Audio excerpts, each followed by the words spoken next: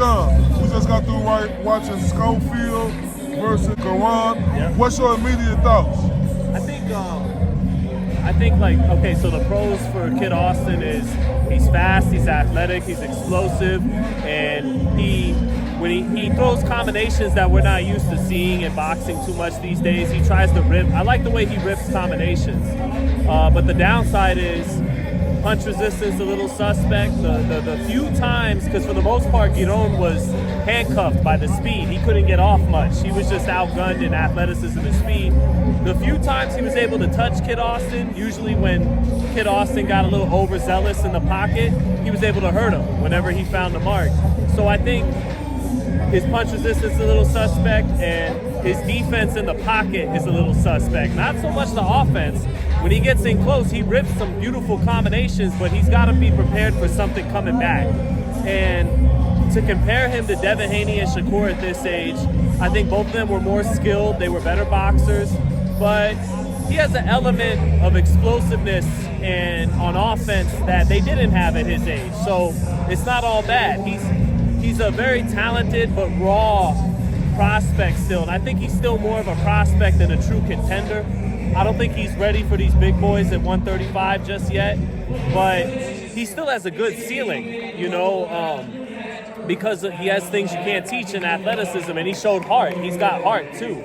So him and his dad got some things to shore up. Maybe the dad, like Teofimo Sr. when they brought in Joey Gamache, maybe he needs a veteran pair of eyes alongside him to get the most out of his son.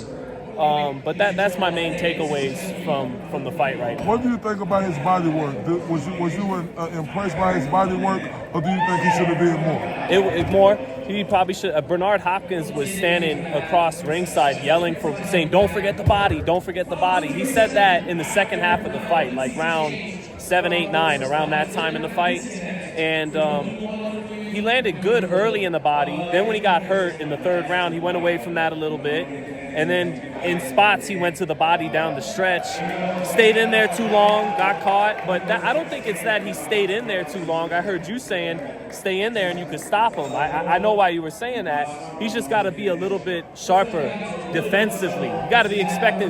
You're throwing those 8, 9, 10 punch combinations on the inside. That's beautiful. That's what Shane Mosley and Ray Leonard used to do. But you got to be more prepared for something coming back.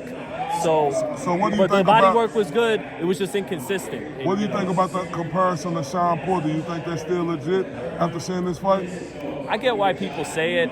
Sean was looked at as a guy that fought a lot off his athleticism, and his feet were really important to his style, like it is for Kid Austin, because Kid Austin basically used his feet for defense tonight. He didn't do a whole lot of staying in range, catch, shoot, moving the head. He'd duck under sometimes and then come up with a combination. That was kind of wild. I think he's different than Sean. I see why people think that, because he'll take his time in the center of the ring and make you reset your feet a lot, and then he'll pick his moments to just go off, right? So I get it, but I think Sean, his double jab game was more on point with his short arms to get in and out. I think Schofield probably has a little bit better power than Sean did to say something in his favor against Sean. But I think Sean's skills were a little underrated, and I don't think Schofield has that just yet. But Sean's skills got better as he went along. I think by the time he was fighting Crawford and Spence, he was more skilled than the guy that got outboxed by Kell Brooks. So, Kid Austin has to grow skills-wise. But I think people compare him to Sean because of the athleticism. Final question, Sean. What do you think they should go with Kid Austin next? I know they was talking Shakur.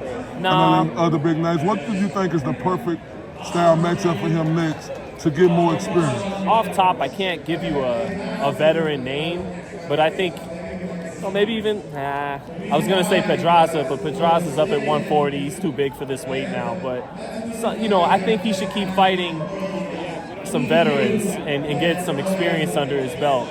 You got to love that he wants to smoke. He wants to fight the top dogs. And I believe him when he says that. I think the kid's got heart and he wants to show that. But still too green, still too raw. He's got the talent to compete with Shakur Stevenson, a guy like that, but he doesn't have the seasoning yet. So I think pump the brakes. I know he's number 2 with the WBA, but no rush. Like, let him get a couple more fights under his belt. This was good for him, 12 rounds with a tough Mexican veteran. But I think pump the brakes on I will say the Shakur's fight's interesting because Shakur came up from 26 and this kid started at 35. And he has a physicality to him that Shakur lacks a little bit at 35. But Shakur's just too seasoned, too skilled for him right now. So I would say let him keep developing right now. Hey, man, we appreciate you, man. Y'all make sure y'all go follow him on every platform, YouTube, Facebook, Instagram. This is Mr. RTBA from the Split Bucket Podcast. Shout out to Correa.